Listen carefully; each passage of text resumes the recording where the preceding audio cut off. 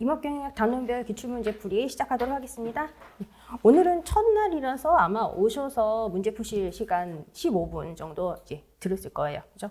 15분 문제 푸셨을 텐데요. 오늘 가시기 전에 파트 2 같은 경우는 프린트를 미리 드릴 거예요. 그래서 미리 풀어 오시면은 이제 다음 주부터는 그냥 바로 오시면 수업 시작하도록 그렇게 진행하도록 하겠습니다. 지금 진행하는 수업은 기출문제 풀이 수업이고요. 단원별로 진행이 됩니다. 그리고 오셔서 프린트 받으신 것처럼 앞으로 계속 프린트로 진행이 될 것이고요. 그리고 지금 이 수업 같은 경우는 제가 수업을 진행을 하면서 이 해당 내용이 우리 교재 몇 페이지에 있는지를 같이 말씀을 드릴 거예요. 그래서 설명 들으시면서 페이지를 잘 적어주시고 복습하실 때 이론서에서 해당 페이지 찾아서 꼭 텍스트를 읽어보시면서 복습을 해주세요. 물론 수업을 들으시는 거 진짜 중요한데요. 수업을 들으시고 복습을 안 하면 말짱 꽝이에요. 복습 진짜 중요하다는 거 제가 말씀 안 드려도 아마 아시고 계실 텐데 그래도 다시 한번 좀 강조 드릴게요. 복습 꼭 반드시 하셔야 되고요. 되도록이면 당일 복습을 해주세요. 수업 들으시고서 당일날 복습하시는 거는 시간 별로 오래 안 걸린단 말이에요. 어차피 좀 전에 들은 거니까 페이지 찾아서 그냥 빨리빨리 스르륵 보면은 아 이거 맞아 아까 전에 이렇게 말했었지 뭐 이것도 문제에서 봤지 이렇게 빨리빨리 복습이 진행이 되는데 하루 이틀 시간 지나고 일주일 시간 지나고 이렇게 해버리면 생각 안 나요. 그리고 또 생각이 난다고 하더라도 긴가민가 해요. 이거 뭐라고 했었더라? 막 약간 이렇게 된다고요. 그리고 시간 지나면 지날수록 복습하기 싫어지죠.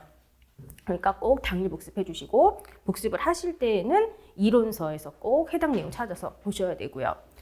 보통 보면은 복습을 하실 때 이 프린트를 가지고 답 체크한 거 이런 것만 열심히 보시는 분들이 계세요. 근데 그렇게 공부하시면 안 돼요. 모든 과목이 기출된 내용이 중요한데요. 기본적으로 기출 문제 자체가 중요한 게 아니라 기출이 된 내용이 중요한 거예요. 그래서 해당 내용을 진짜 확실하게 내 걸로 만들어야 그래야 우리가 시험장에서 고득점을 할 수가 있는 거죠. 공부를 진짜 열심히 했는데도 불구하고 시험장에서 전공 점수가 안 나왔다. 이런 분들 같은 경우는 대부분 문제하고 답을 외우듯이 공부를 하신 분들이에요. 전공 과목의 경우 문제하고 답을 외워서 공부하는 거는 사실 기사시험에서는 그렇게 해도 되죠. 그런데 우리는 기사시험이 아니란 말이에요. 똑같은 내용을 가지고 문제가 나온다고 하더라도 좀 뭔가 문제를 보면은 약간 좀 핀트가 달라. 그리고 한 번 더 생각을 해야 돼. 뭐 이런 식으로 문제가 나와요. 그래서 확실하게 내용 진짜 내 걸로 만들어야 되고 이해를 잘 하셔야 되겠고 그리고 아마 수업을 들으시다 보면은 계속 반복되는 내용이 있다 보니까 중요한 사항들은 제가 말로 계속 하루에도 몇 번씩 계속 말씀을 드리게 될 거고 그럼 나도 모르게 자연스럽게 좀 외워지는 부분이 생기실 거예요. 진짜 열심히 공부해 주세요. 그리고 열심히 공부하시고 항상 공부하실 때에는 올해에 내가 이 시험을 끝내버리겠다 이렇게 생각하고 공부를 하셔야 됩니다. 그러면 바로 시작하도록 할게요. 오늘은 이제 임업경영 파트 1 부분인데요. 이 파트 1 같은 경우는 내용 자체가 좀 간단해요. 그래서 문제 푸실 시간을 들었을 때 상당히 많은 문제들을 푸셨을 거라고 생각이 들어요. 상당히 많은 문제 못 푸셨어도 괜찮아요. 지금부터 공부하셔가지고 나중에 시험장에서 좋은 점수 받으시면 되니까 지금 많이 못 푸셨어도 어차피 이거 다 내 거 될 거야. 내가 다 아는 내용이 될 거다. 이렇게 생각하시면 되겠습니다. 일단 1번 문제 볼게요. 임업의 기술적 특성에 대한 설명 옳지 않은 것을 물어보는 문제입니다. 정답은 3번. 3번이 됩니다. 일단 임업경영 같은 경우 이 파트 1에서 굉장히 중요하게 출제가 되는 게 임업경영의 기술적 특성과 그리고 경제적 특성 이 사항들이 진짜 중요하게 출제가 되고 있습니다.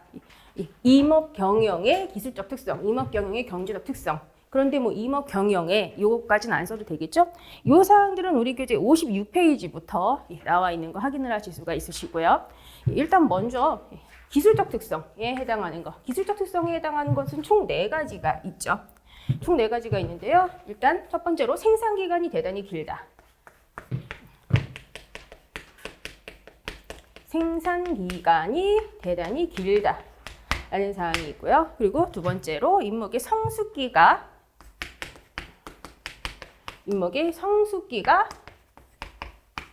일정하지 않다라는 거. 이게 두 번째 사항입니다. 기본적으로 우리 농사를 지을 때는요, 그야말로 열매 맺고 그럴 때에 우리가 수확을 하면 되거든요. 그런데 임목의 성수기라고 하는 것은 경제적으로 유리한 시기예요. 그러다 보니까 성수기가 일정하지 않다라는 이런 특징을 가집니다. 그리고 토지, 그리고 기후 조건에 대한 요구도가 낮은 특성을 가지고 있죠. 토지나 기후 조건에 대한 요구도가 낮다. 그래서 농업을 하기 어려운 곳, 그런 곳에서도 임업은 할 수가 있어요. 그렇죠? 토지나 기후 조건에 대한 요구도가 낮은 특성, 그리고 또 자연 조건의 영향을 많이 받는다라는 특성도 있습니다. 자연 조건의 영향을 많이 받는다. 기본적으로 산림이라고 하는 것은 굉장히 면적이 넓어요. 거기다가 지형도 험하기 때문에 산림에 있는 모든 나무들을 내가 일일이 다 관리해 주기가 어렵단 말이에요. 그래서 최대한 자연을 잘 활용할 수 있도록 해야 한다. 그게 자연 조건의 영향을 많이 받는다. 이런 사항이 되는 것이죠. 그래서 우리 교재에 제가 57페이지 상단부에 컬러 표시해 놓은 거를 보시면은 이 사항과 관련해서 자연 조건을 잘 활용하는 방법을 강구해야 한다. 이거 아마 컬러 표시해 놨을 거예요. 그리고 요 두 가지 사항 헷갈려 하시는 분들이 많이 계신데요. 요거 토지 기후 조건에 대한 요구도가 낮다 하고 자연 조건의 영향 많이 받는다. 요거 두 개 세부적인 사항 구분 꼭 해주세요. 척박한 곳에서도 나무는 살 수 있어. 그게 토지 기후 조건에 대한 요구도가 낮은 거. 그리고 이거는 자연 조건 영향 많이 받는다는 내가 일일이 다 봐주기 어려우니까 자연을 잘 활용하자. 그거라고요. 그리고 이제 경제적 특성 같은 경우는 다 돈과 관련이 되는 그런 사항이에요. 그래서 이 경제적 특성 같은 경우는 일단 육성 임업과 채취 임업이 병존한다 라는 사항이 있죠. 육성 임업과 채취 임업이 병존한다. 육성 임업에서도 돈 벌 수 있고요. 채취 임업에서도 돈 벌 수 있다. 이렇게 생각하시면 됩니다. 그리고 원목 가격 구성 요소의 대부분이 운반비이다. 원목 가격 구성 요소의 대부분이 운반비이다. 그래서 구체적으로 운반비가 원목 가격의 3분의 2를 넘는 경우도 많다. 이런 사항이 또 중요한 사항이 되는 거예요. 그리고 지금 경제적 특성 같은 경우는 다 돈과 관련시켜서 생각하시면 되는 그런 부분이고요. 그리고 임업 노동은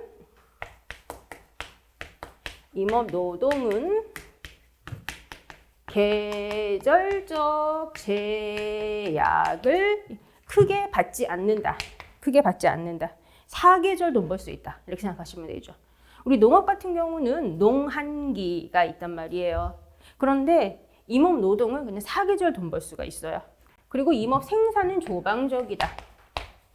임업 생산은 조방적이다. 돈 많이 안 든다. 간단하게 그렇게 생각하시면 되겠죠. 돈 많이 안 든다고 생각하시면 되겠고요. 그리고 임업은 공익성이 크기 때문에 제한성이 많습니다. 공익성이 크기 때문에 그래서 제한성이 많다. 기본적으로 산림이라고 하는 것은 수원, 함양, 또 뭐 자연환경 보호 굉장히 다양한 그런 기능을 가지고 있기 때문에 내가 나무를 잘라서 돈 버는데 좀 제한을 받는 경우가 있다는 얘기예요. 간단하게 생각하면요. 그래서 다 돈과 관련시키면 되는 게 경제적 특성. 그리고 기술적 특성 같은 경우는 나무를 기르는데 나무가 오래 길러야 된대.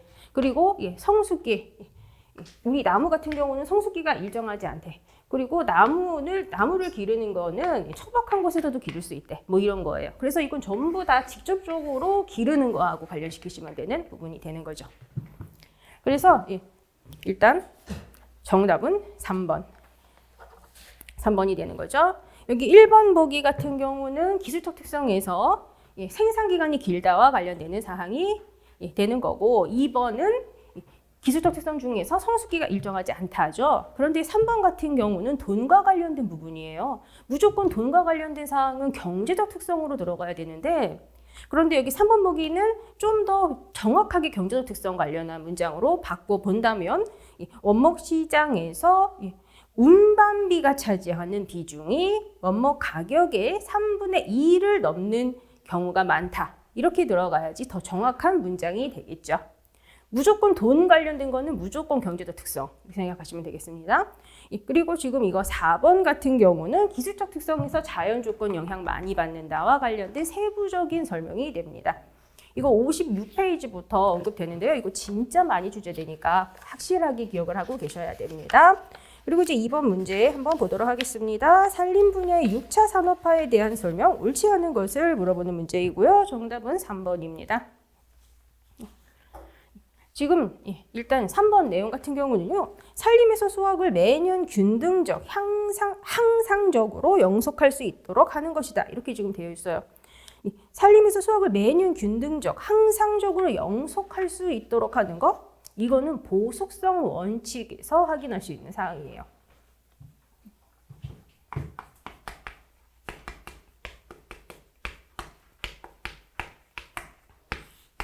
이 보속성 원칙은 우리 파트 2 108페이지에서 확인을 하실 수 있는 사항인데요. 기본적으로 보속성 원칙이라고 하는 것 자체는 매년 목재 수확을 양적, 질적으로 균등하게 영속적으로 지속하는 것을 의미합니다.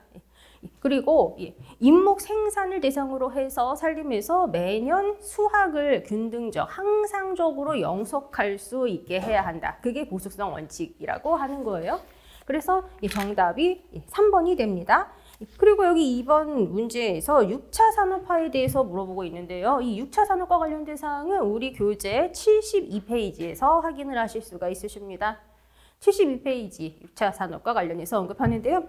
일단 6차 산업의 정의가 동그라미 1번에서 지금 언급이 되고 있는 거예요. 1차, 2차, 3차 산업 융합해서 인가의 높은 부가가치 소득을 발생시키는 것. 그래서 여기 2번 보기도 봐주세요. 고부가가치 산업이라고 되어 있어요. 1번에서 핵심 키워드 높은 부가가치, 2번에서 핵심 키워드 고부가가치. 그리고 여기 이제 4번도 봐주세요. 다양한 산림 체험 프로그램 개발해서 산촌 주민의 소득 증대에 이바지할 수 있다. 이거 같은 경우도요. 이렇게 다양한 산림 체험 프로그램을 개발함으로써 높은 부가가치를 창출하는 것. 그거에 대한 설명입니다. 그래서 고부가가치 상품 가공, 거기에다가 향토 자원을 이용을 해서 체험 프로그램 같은 서비스업까지 확대시켜서 고부가가치, 높은 부가가치를 얻게 하겠다. 그게 6차 산업화라고 하는 거예요. 그 부가가치, 높은 부가가치, 그거가 핵심 키워드가 되는 부분이니까 잘 기억을 해주세요. 단순히 생산만 하겠다가 아닌 거예요. 그래서 이번에 정답은 3번입니다. 그리고 3번 보도록 하겠습니다. 산림경영의 목적에 대한 설명 옳지 않은 거 정답은 2번입니다. 일단 경제성과 공익성을 구분할 때 공익성을 경제성의 수단으로 다루어야 한다. 지금 이렇게 되어 있는데요. 이 부분은 우리 교재 25페이지에서 확인을 하실 수 있으시고요. 요 보기하고 관련이 된 사항은 25페이지 하단부에 아마 제가 컬러 표시해 놨을 거예요. 일단 이 산림 경영에서 경제성과 공익성이라고 하는 것을요, 명확하게 다른 것으로 확실하게 구분을 하는 것 자체도 사실 어려워요. 그리고 이 경제성의 전제 내지 수단으로 공익성을 다룰 수도 없고요. 그래서 경제성과 공익성을 구분할 때 공익성을 경제성의 수단으로 다루어야 한다. 이게 틀린 거예요. 이 공익성을 경제성의 전제 내지 수단으로 다룰 수가 없다. 이렇게 들어가는 거. 명확하게 경제성, 공익성 구분하는 것도 어렵고 공익성을 경제성의 수단으로 다룰 수도 없다. 그래서 정답이 2번이 되는 것입니다. 그래서 산림경영 같은 경우는 오히려 좀 넓은 의미, 광의로 해석을 해서 복지 후생적 활동에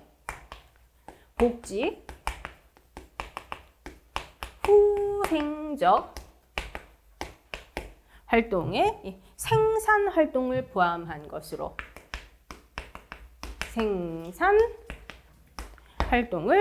포함한 것으로 산림 시업 계획을 세우는 것이 산림 경영 자체의 그 목적에 부합한다. 그렇게 우리가 얘기를 할 수가 있습니다. 그래서 복지 후생적 활동과 생산 활동 이거를 같이 포함해서 살림이 지역 계획을 세워야 한다. 결국 경제성, 공익성 둘 다 중요하게 다뤄야 한다. 이런 얘기가 되는 거예요. 그리고 여기 1번 보기 한번 봐주세요. 이 산림 경영은 일반적으로 산림이 가지는 여러 기능을 복합해서 경영해야 한다. 이렇게 되어 있어요. 그래서 산림 경영의 목적은 다목적성을 가지고 있다라는 사항도 아마 여기 25페이지에 그 컬러 표시된 거 좀 윗부분에 보면 써 있는 거를 확인을 하실 수가 있으실 거예요. 그리고 산림이 가지는 모든 기능과 경영 조건 중립적으로 선택 판단해서 목표 설정하고 시효 계획을 수립한다. 뭐 이런 거 3번, 4번 뭐 이런 거 한 번씩만 읽어보시면 되는 거죠. 뭐 안 외워도 되는 뭐 그런 부분이니까 이건 간단하게 넘어갈게요. 4번으로 가보도록 하겠습니다. 6차 산림 기본 계획에 대한 설명으로 옳지 않은 거. 정답은 2번입니다. 지금 이거는 왜 틀렸냐면 10년이라는 숫자 때문에 틀렸죠. 그죠? 원래는 5차까지만 하더라도 10년마다 수립을 하는 게 맞았어요. 그런데 이제 지금 6차 같은 경우는 20년이에요. 20년. 그래서 이제부터는 20년마다 산림 기본 계획을 수립한다. 이렇게 들어가야죠. 이 사항은 우리 교재 39페이지 하단에 팁에 제가 넣어놨어요. 그래서 정답 2번입니다. 일단 6차 산림 기본 계획 같은 경우요. 6차 산림 기본 계획은 2018년도부터 2037년도까지 20년 동안 실시가 되는 것입니다. 그리고 수립 근거는 여기 보기에서 얘기하는 것처럼 산림기본법이라고 하는 거, 여기에 이제 근거한 것이고요. 그리고 20년마다 산림기본계획 수립 시행한다. 이거 진짜 중요한 거니까 이거 꼭 기억을 하고 계셔야 되고요. 그리고 비전도 한번 얘기를 해볼까요? 6차 산림기본계획의 비전. 비전 같은 경우 일자리가 나오는 경제산림. 일자리가 나오는 경제산림. 그리고 모두가 누리는 복지산림. 모두가 누리는 복지 산림. 그리고 산림과 자연의 사람과 자연의 생태 산림. 사람과 자연의 생태 산림. 사람과 자연의 생태 살림. 이 세 가지가 비전입니다. 그리고 뒷부분의 문제를 보시면은 최근에 이거 비전에 대해서 문제가 출제가 된 거 확인하실 수 있으실 거예요. 23년도 지방지 7급이었었던 것 같아요. 뒷부분에서 보시면 확인하실 수 있으세요. 그래서 이제는 비전도 우리가 알고 있어야 됩니다. 그래서 6차 산림기본계획의 비전은 경제, 복지, 생태 이 세 가지를 다 다루는 것으로 비전을 세웠다라는 거예요. 그리고 또 이 산림기본계획이 산림분야 최상위 계획이고 또 산림청장이 수립 및 시행한다. 뭐 이런 거 3번, 4번 내용 같은 경우는 파트 3 그리고 법률 이런 부분 하면서도 또 이제 앞으로 또 보시게 될 그런 사항입니다. 39페이지에서 이거 꼭 반드시 확인하셔야 되고요. 그리고 은근히 39페이지 내용이 다 중요해요. 39페이지에 팁에서 저 내용 확인하실 수 있는데 그 위에는 표가 있잖아요. 그래서 그 표에 있는 사항들 그것도 뒷부분에 문제에서 물어보는 거 확인하실 수가 있으실 거예요. 일단 5번으로 한번 가볼게요. 임업의 기술적 특성으로 가장 옳지 않은 것을 물어보는 문제이고요. 정답은 2번입니다. 2번. 지금 여기 보시면 임업 생산은 단위 면적당 노동량이 농업에 비해서 적어요. 그리고 아까 전에 뭐라 그랬냐면 돈 많이 안 든다 그랬잖아요. 자본이 많이 안 들어요. 그래서 조방적이다 이렇게 얘기를 했었다고요. 네. 그런데 돈과 관련된 거는 전부 다 어디로 들어갔어요? 경제적 특성이었어요. 그렇죠? 그래서 기본적으로 임업 생산 단위 면적당 노동량이 농업에 비해 적고 자본도 많이 들지 않아서 조방적이다. 이 사항 말 자체는 맞아. 그런데 이거는 기술적 특성이 아니라 경제적 특성이라고요. 그래서 정답이 2번이 되는 것입니다. 그렇죠? 1번, 3번, 4번은 다 기술적 특성. 2번만 경제적 특성. 그래서 실제 시험장에서도 보시면은요, 이거 내용 보기들 다 맞는데 이렇게 생각이 되는 보기들로 구성이 된 애들이 있을 거예요, 앞으로도. 그러면 이렇게 구분을 확실하게 하시면 돼요. 기술적 특성에 해당하는 거, 경제적 특성에 해당하는 거, 구분이 다르다라는 걸 잘 구분하셔야 되고요. 뭐 1번 같은 경우는 기술적 특성에서 생산기간이 길다와 관련된 사항이죠. 그리고 여기 3번 같은 경우는 토지나 기후 조건에 대한 요구도가 낮다. 그리고 여기 4번 같은 경우는 성숙기가 일정하지 않다. 요거에 대한 설명이 됩니다. 5번은 요거 임업 생산 조방적이다. 요거에 대한 설명이 되는 것이고요. 6번으로 가보도록 하겠습니다. 일단 기술적 특성부터 설명은 56페이지부터 쭉 확인하실 수 있으시죠? 그리고 지금 이거 정답 2번 요 내용은 58페이지. 2번 내용 요거하고 관련된 세부적인 설명은 58페이지에서 확인하실 수 있으세요. 6번으로 가보도록 하겠습니다. 우리나라 6차 산림 기본 계획 기간과 전략 과제를 옳게 짝지은 것을 물어보는 문제이고요. 정답은 4번. 4번입니다. 일단 6차 산림 기본 계획은 여기다가 적은 것처럼 이렇게 2018년도부터 2037년도까지 20년간 실시가 됩니다. 그리고 이 6차 산림 기본 계획의 전략 과제가 총 8가지예요. 총 8가지인데요. 일단 한번 적어 볼게요. 여기 위에다가 적어 볼게요. 여기 6차 산림 기본 계획과 관련해서 6차 산림 기본 계획과 관련해서 8가지 전략 과제. 솔직히 이거 8가지 전략 과제 외우는 거 되게 짜증 나는데 되게 많이 출제되기 때문에 어쩔 수 없이 우리 좀 암기해야 됩니다. 일단 첫 번째로 산림자원 및 산지관리체계 고도화. 지금 여기 보기에 있는 것들도 그냥 적을게요. 총 8가지 한번요. 산림자원 및 산지관리체계 고도화. 그리고 산림산업 육성 및 일자리 창출. 산림산업 육성 및 일자리 창출. 그리고 또 임업인 소득 안정 및 산촌 활성화. 임업인 소득 안정 및 산촌 활성화. 일상 속 산림 복지 체계 정착. 일상 속 산림 복지 체계의 정착. 산림 생태계 건강성 유지 증진. 산림 생태계 건강성 유지 증진. 그리고 산림재해 예방과 대응으로 국민 안전 실현. 산림재해 예방과 대응으로 국민 안전 실현. 그리고 국제 산림 협력 주도 및 한반도 산림 녹화 완성.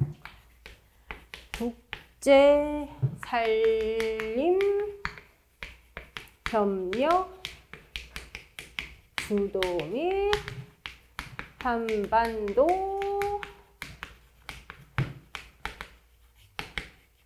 산림 녹화 완성.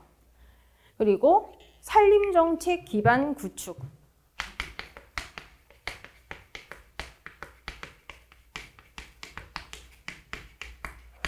이게 39페이지 표에 왼쪽에 나와 있는 8가지 전략이에요. 이거 굉장히 중요한 사항이기 때문에 반드시 암기하셔야 됩니다. 뒷부분에서도 이거 물어보는 거 되게 많이 확인하실 수 있으실 거예요. 그러면 여기 보니까 4번에 국제산림협력 주도 및 한반도 산림녹화 완성이라고 하는 거 이게 있죠. 정답이 그래서 4번이 됩니다.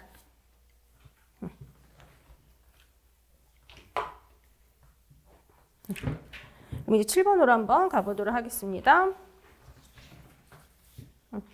우리나라 임업경영의 특성이 아닌 것을 물어보는 문제이고요. 정답 1번입니다. 이것도 56페이지부터 확인하실 수 있는 사항이죠. 예, 일단 1번 보시면 국민경제적 입장에서 임목의 성수기를 정할 때 성수기가 짧아지는 경향이 있고 이렇게 되어 있네요. 국민경제적 입장에서는 성수기가 길어지죠.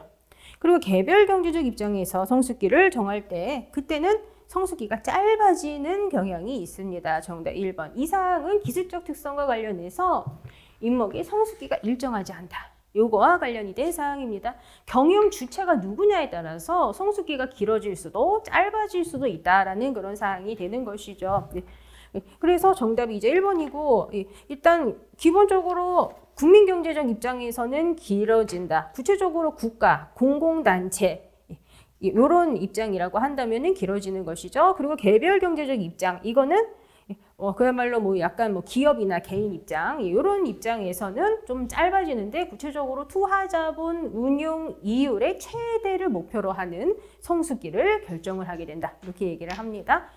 그래서 요즘에는 단순히 제가 칠판에 적은 저런 기술적 특성, 경제적 특성 제목만 알아서 되는 게 아니라 세부적인 설명을 우리가 확실하게 잘 연결시킬 수가 있어야 됩니다.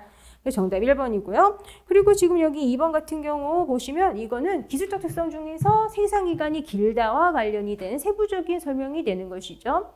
그리고 여기 3번 보기 같은 경우는 기술적 특성에서 토지 기후 조건에 대한 요구도가 낮다에 대한 설명이고요.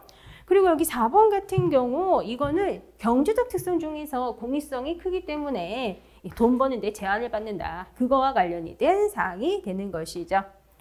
그래서 정답은 1번입니다. 그러면 이제 8번 문제로 가보도록 하겠습니다. 8번 문제. 산림경영 패러다임 변천 과정에서 전통적인 부속수학 개념이 다목적 이용의 개념으로 변화하게 된 가장 중요한 계기 물어보는 문제이고요. 정답은 2번이 됩니다. 일단 이거 먼저 보석수학이라고 하는 개념이 먼저 있었고 그 다음으로 다목적 이용의 개념으로 넘어갔고 그 다음으로 다자원적 산림경영 그리고 이제 그 다음으로 지속가능한 산림경영 이렇게 이제 변화가 되었죠. 그런데 일단 이 다목적 이용이라고 하는 것은 산업화의 결과로 인해서 산업 공해가 생기고 또 산림 휴양 수요가 팽창하고 그리고 또 도시화에 따른 생활 환경 악화 이런 이유들로 인해서 산림의 물질 생산 기능뿐만 아니라 공익 기능의 제고가 굉장히 중요하게 대두가 되면서 다목적 이용이라고 하는 개념이 나오게 된 거죠. 그래서 정답이 2번입니다. 이거 26페이지에서 확인하실 수 있으십니다. 26페이지에서 확인하실 수 있으세요. 그런데 이 다목적 이용 같은 경우는 산림에서 생산할 수 있는 자원을 목재와 비목재 임산물 그리고 야생동물, 산림 휴양 이렇게 굉장히 다양한 곳으로 확대를 시켰는데 그렇게 산림에서 얻을 수 있는 것을 굉장히 다양한 곳으로 확대를 시켰지만 개별적으로 보석 수확한다라는 거 그게 또 특징적인 사항이에요. 그래서 다목적 이용 같은 경우는 산림이 있으면 A는 여기에서 B는 여기에서 여기는 목재만 여기서는 휴양 기능만 이런 식으로 개별적으로 보석 수확한다. 그게 이 다목적 이용이 가지는 특징이 되는 것이죠. 요것도 확실하게 기억을 하고 계셔야 되고요. 그리고 이 다목적 이용이라고 하는 이 개념은 1960년에 미국에서 다목적 이용 보석 수학 법안이 제정되면서 제도화되었다라는 사항까지도 똑같이 읽어봐 주세요. 그래서 정답이 2번입니다. 9번으로 가볼게요. 우리나라 7차 국가산림자원조사 및 산림의 건강 활력도 현지조사 지침서상 산림의 정의가 나와 있고 여기 숫자 뭐가 들어가야 되냐라는 문제네요. 이거 우리 교재 71페이지에서 확인하실 수 있는 사항입니다. 일단 정답은 1번이에요. 1번. 최소 면적은 0.5헥타르 이상이고 그리고 수고가 최소한 5m까지 자랄 수 있는 잎목의 수간 밀도가 10% 이상인 토지 그리고 최소 폭은 30m 이상 요거 그래서 정답이 1번입니다. 이거 뒷부분에도 보시면 아시겠지만 이거 되게 자주 물어봐요. 그래서 뒤에서도 또 보시게 될 것입니다. 정답 1번. 10번으로 가볼게요. 우리나라 임업경영에서 나타나는 특성으로 옳은 거 이것도 임업경영의 경제적 특성, 기술적 특성 이거하고 관련된 사항이네요. 56페이지부터 내용 확인하실 수 있으신 사항이고요. 정답은 2번. 지금 인공적 생육 환경 조절이 어렵기 때문에 자연을 잘 활용하는 방법을 적극 강구해야 한다. 기술적 특성 중에서 자연 조건의 영향 많이 받는다. 요거와 관련된 세부적인 설명이 되는 것이죠. 정답이 2번이고요. 그럼 여기 1번 봐주세요. 성숙기는 입지 조건 같다면 다른 조건 상관없이 동일하다? 성숙기 일정하지 않다. 경영 목표가 뭐냐? 누가 임업경영을 하냐? 그런 거에 따라 성숙기가 달라지잖아요. 그래서 1번이 틀렸죠. 그리고 여기 이제 3번 같은 경우 토지 비용도 낮은 곳, 한랭한 곳에서도 할 수 있어요. 그래서 토지, 기후 조건에 대한 요구도가 낮은 특성을 가진다. 그래서 농사짓기 어려운 곳, 그런 곳에서도 임업은 할 수가 있다고요. 그리고 임업 생산은 노동자분 임지 활용 상태가 집약적인 게 아니라 조방적이잖아요. 집약적이랑 조방적이랑 반대 의미인 거 아시죠? 조방적이라고요. 조방적이에요. 그래서 정답이 2번. 2번입니다. 그래서 임업 생산 요소의 노동, 자본, 임지 활용 상태가 간단하다. 이렇게 세부적으로 설명되어 있는 거 확인하실 수 있으실 거예요. 11번으로 가볼게요. 6차 산림 기본 계획의 전략과제가 아닌 거 정답 4번이 되네요. 지금 여기 1번 보기 보니까 산림자원 및 산지 관리 체계 고도화 나와 있고요. 임업인 소득 안정 및 산촌 활성화도 나와 있죠. 그리고 국제 산림 협력 주도 및 한반도 산림 역할 완성. 요 세 가지가 지금 보기로 나와 있어요. 정답은 4번. 이렇게 인구 감소 시대 대비 임업 노동 효율성 증대 이런 내용은 없어요. 39페이지 표에서 확인하실 수 있으십니다. 이거 8가지 전략까지 외우는 거 좀 짜증이 나요. 그래도 어쩔 수 없어. 외워야 돼요. 그 자꾸 보면 외워져요. 자꾸 보면 외워집니다. 정답은 4번이고요. 그리고 이제 12번으로 가보도록 하겠습니다. 임업 경영적 측면에서 성장 종류를 분류할 때 수목 성장에 따른 분류에 해당하지 않는 거 정답 4번. 이 사항은 우리 교재 63페이지. 63페이지에서 확인하실 수 있으세요. 63페이지를 보시면 임목 축적은 해마다 재적 생장, 형질 생장, 등기 생장을 한다. 그리고 구체적으로 재적 생장이 뭐다, 형질 생장이 뭐다 이런 사항들이 나와 있는 것을 확인을 하실 수가 있으세요. 그래서 임업 경영적인 측면에서 이렇게 나와 있는 거 요거를 키워드로 보시고 애들을 생각하시면 돼요. 그래서 임업 경영적 측면에서 임목 축적은 해마다 재적 생장, 형질 생장, 등기 생장을 하는 거예요. 그래서 정답이 4번이에요. 이 진계 성장이라고 하는 것은 어디서 보긴 봤어요. 파트 2에서 봤죠. 파트 2에서 봤는데 진계 성장 같은 경우는 내가 산림에 처음 조사하러 갔을 때는 없었는데 두 번째 조사하러 갔더니 조사 대상만큼 자라 있어. 그게 진계 성장이라고 하는 거예요. 그죠?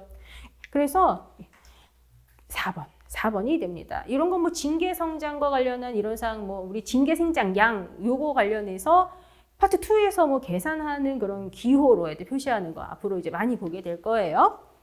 그럼 말 나온 김에 형질 성장, 등기 성장, 재적 성장 어떤 건지 한번 해볼까요? 먼저 형질 성장부터 얘기를 해보면 점점 나무가 자랄수록 지름이 커지고 재질이 좋아지기 때문에 단위 재적당 가격 상승이 일어나요. 그게 형질 생장이라고 하는 거예요. 그래서 점점 경급이 상위 경급이 되면서 재종이 향상되기 때문에 생기는 단가의 차이, 그게 형질 성장이 되는 거죠. 그래서 소경목보다 대경목이 비싼 거예요. 간단하게 얘기하면요. 그리고 여기 등기 성장이라고 하는 것은 간단하게 운반비 절약에 의해서 기인하는 거죠. 그래서 전에는 운반비가 예를 들어서 10만 원 들었는데 이제는 뭐 도로가 생겼다거나 철도가 생겼다거나 해서 운반비가 3만 원으로 줄었대. 그러면 시장에서 똑같은 가격에 팔아도 나한테 남는 게 더 많아지잖아요. 그런 걸 얘기를 하는 거예요. 그리고 재적 성장은 부피가 커지는 거예요, 간단하게. 그죠? 그래서 정답은 4번이고요. 13번으로 가보도록 하겠습니다. 다자원적 산림 경영에 대한 설명 옳지 않은 거 정답은 3번. 3번은 뭐에 대한 설명이냐면 3번 같은 경우는 다목적 경영이죠. A는 여기서, B는 여기서 다목적 경영. 그죠?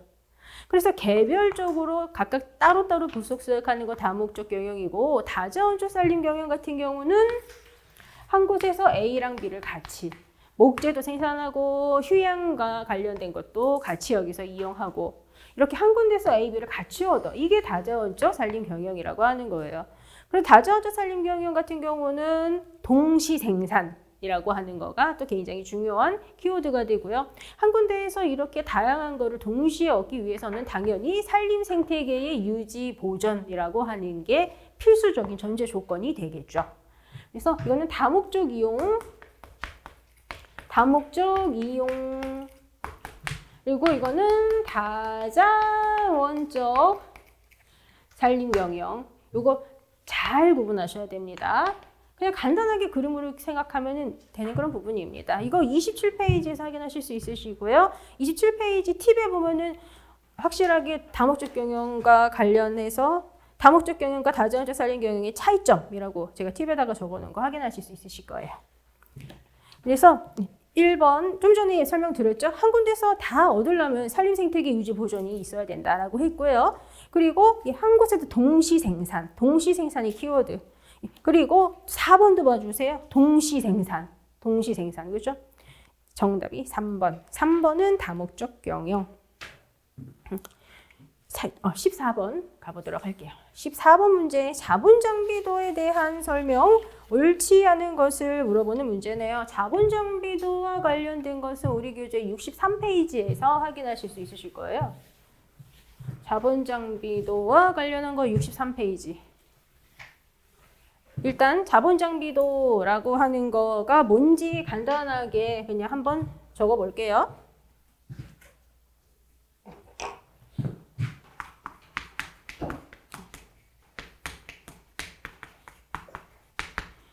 자본 장비도 같은 경우는 종사자 수분의 자본이죠. 간단하게.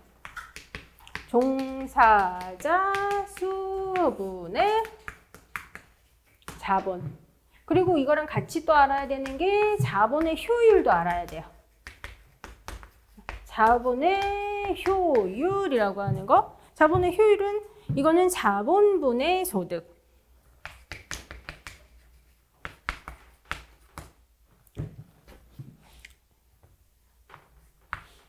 그리고 이 자본 장비도 곱하기 자본의 효율. 그렇게 하면 우리가 뭘 알 수가 있냐면 1인당 소득이라고 하는 것을 알 수가 있는 거죠.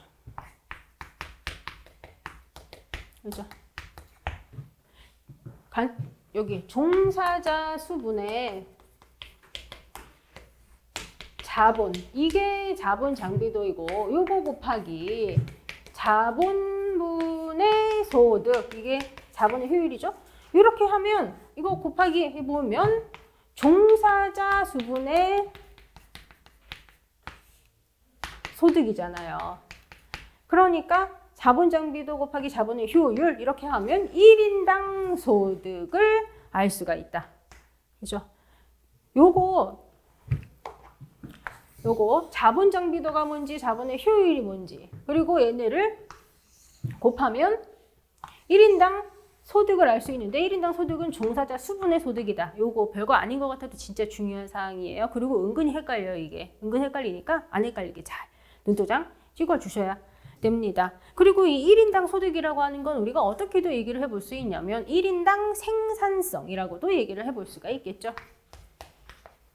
1인당 생산성 이렇게도 얘기를 해볼 수가 있고, 그리고 이 1인당 생산성이라고 하는 거, 요거는 또 우리가 노동 생산성이라고 얘기를 해볼 수도 있습니다. 노동 생산성이라고 얘기를 해볼 수도 있어요. 그래서 일단 1번부터 한번 봐볼게요. 자본장비도는 경영의 총자본을 경영에 종사하는 사람으로 나눈 값이다. 자본 나누기 종사자 수 요거라고요. 그런데 이거는 총자본이에요. 여기 자본 이거는 총자본이라는 거. 요게 또 특징적인 사항입니다. 그리고 여기 2번이 옳지 않은 건데요. 자본에서 고정자본을 공제한 유동자본만 고려한 것이 기본장비도다. 이렇게 되어 있네요. 이게 틀렸죠? 유동자본을 뺀 고정자본을 종사자 수로 나눈 것이 기본장비도가 되는 거예요. 그래서 고정자본 나누기 종사자 수, 이게 기본장비도다. 그래서 고정자본을 공제한 유동자본만을 고려한 게 아니라 자본에서 유동자본을 공제한 고정자본만 고려한 게 기본장비도인 거죠. 그래서 정답이 2번이에요. 이것도 은근 헷갈리니까 잘 기억을 하고 계셔야지 됩니다. 그리고 이거하고 관련해서 또 우리가 알아야 되는 사항이 있어요. 농림업에서 자본장비도를 논할 때는 고정자본에서 토지를 제외하는 것이 보통이다. 이 사항도 알고 있어야죠. 농림업에서 자본장비도를 논할 때는 왜 고정자본에서 토지를 제외하냐면 우리 임업 생산의 3요소로 임지, 자본, 노동 이렇게 세 가지를 꼽잖아요. 임지가 토지예요. 간단하게 얘기를 하면은. 그렇게 세 가지를 꼽는데 지금 이 자본장비도는 그 세 가지 요소 중에 자본에 해당하는 사항이거든. 그러니까 이미 임지는 따로 뺐으니까.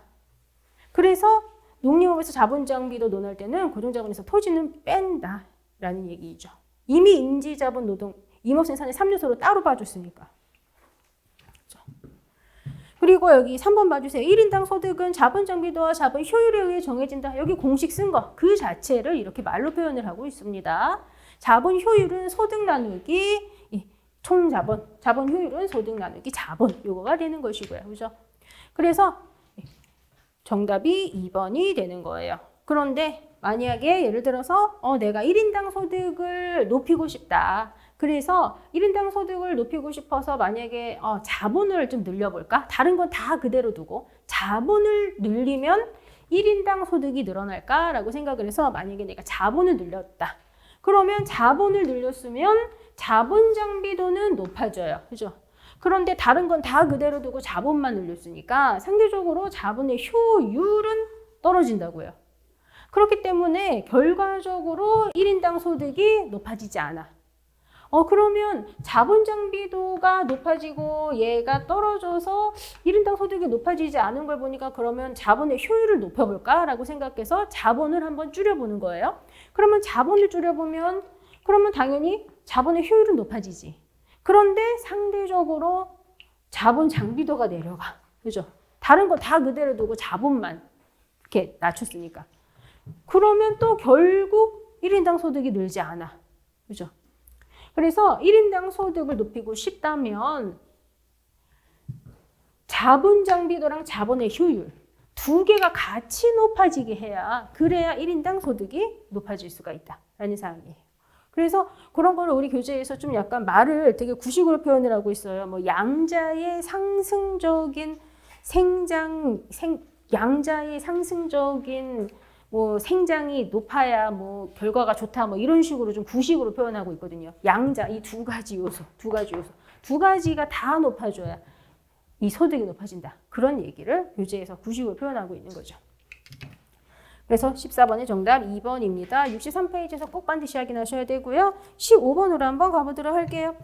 15번 문제 같은 경우는 5차 산림 기본 계획의 5대 전략에 대해서 물어보고 있는 문제이고요. 이거는 일단 37페이지에서 확인하실 수 있으세요. 그런데 지금은 이거는 안 외우셔도 돼요. 왜냐하면 지금은 이제 6차가 진행 중이기 때문에 앞으로는 6차가 주구장창 나올 거예요. 그래서 지금 이거 15번 37페이지 이거 정답은 일단 1번인데요. 체크해 두시고 지금은 안 외우셔도 돼요. 그래도 설명을 간단하게 한번 드려볼게요. 일단 지금 여기에 나와 있는 보기들은요. 5차 산림기본계획 전반기에 전략과 관련한 사항이 보기로 나와 있습니다. 5차 산림기본계획 같은 경우는 전반기, 후반기 이렇게 우리가 따로 교재에 써 있는 거 확인할 수가 있어요. 일단 계획한 목표가 있었는데 그 목표 달성이 너무 빨리 성과가 너무 너무 좋게 된 거예요. 그래서 13년도에 전략과 목표를 변경을 했었죠. 그래서 전반기, 후반기 이렇게 구분을 하고 있는데 여기 보기는 전반기 전략이고요. 정답은 이따 1번입니다. 그러면 여기 2번, 3번, 4번 외에 두 가지가 더 있어요. 두 가지가 더 있는데 뭐가 있냐면 그냥 일단 저거는 볼게요. 다기능 산림자원의 육성과 통합관리.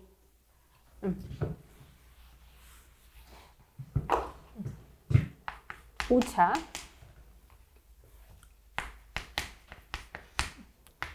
다기능 산림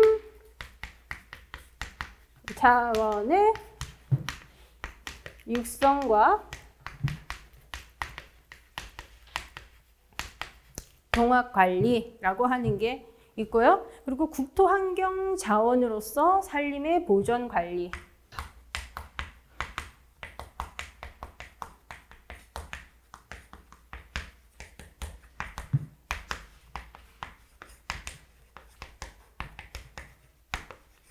이 두 개가 더 들어가면은 5대 전략이 완성이 됩니다. 2번, 3번, 4번 보기 플러스 요거 두 개.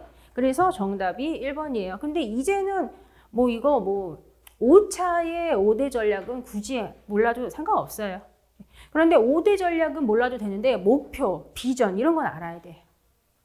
그래서 뒷부분에 이제 기출 문제에서 확인하시게 될 거고 기출된 사항 정도 뒷부분에서 이제 나오는 거, 그 정도만 확실하게 5차에 대해서 알고 계시면 됩니다. 그럼 10분 쉬었다가 16번부터 보도록 하겠습니다.